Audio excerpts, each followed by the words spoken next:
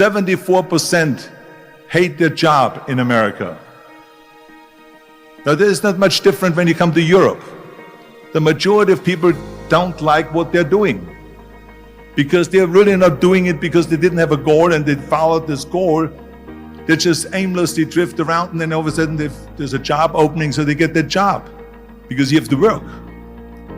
But then when you work, it's a chore. It's work. It's not fun. So if you think about, only a quarter of the people really enjoy what they're doing in life.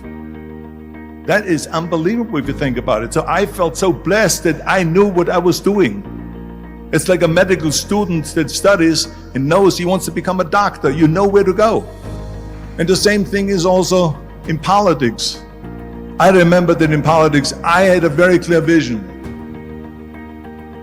that I will be the leader of California.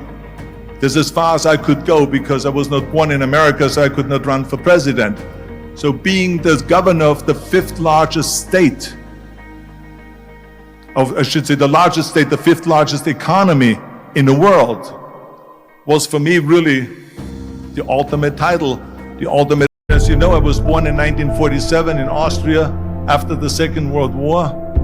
So I was very fortunate that I stumbled on my vision. And I didn't really like Austria when I grew up. I couldn't wait to get out of there. I couldn't see myself becoming a farmer or a worker in a factory or anything like that. Even though my parents wanted me to stay there and have a normal life. But that was their vision, not mine. My vision was totally different. I felt that I was born for something special, for something unique, for something big. Then one day I went to school. I remember I was 11 years old, and they showed a documentary about America. And there they showed in this documentary the huge skyscrapers, the high-rises, the huge bridges, the 6-lane freeways, and all of this stuff. And I said to myself, that's where I want to be. I don't want to be around here with these little farmhouses and these little buildings. I want to be in America. One day after school, I walked by a store in Graz. So I went inside and I looked around, and then I saw a magazine. I saw a bodybuilding magazine that had Reg Park on the cover. Reg Park was then a 3-time Mr. Universe. And I saw him on the big screen as Hercules. I read that and I said to myself, wow, this is the blueprint for my life. This is exactly what I want to do. I want to become a bodybuilding champion just like Reg Park. I want to get into movies just like Reg Park. And I want to make millions of dollars and be rich and famous just like Reg Park. Do you know how great it felt that I knew where I was going? Imagine the majority of people don't know where they're going. I knew where I was going, that I'm going to become this bodybuilding champion just like him. So it was just a question of how do you do it?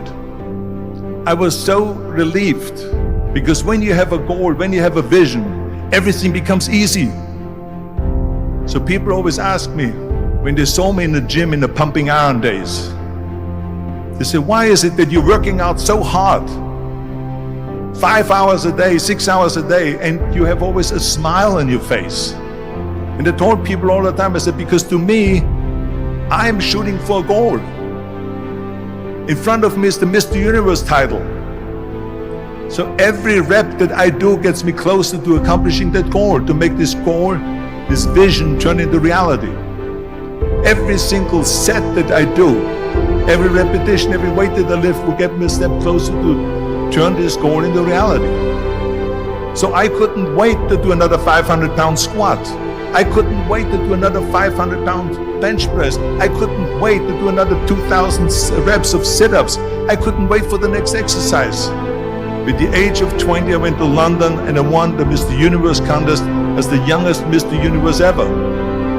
And it was because I had a goal.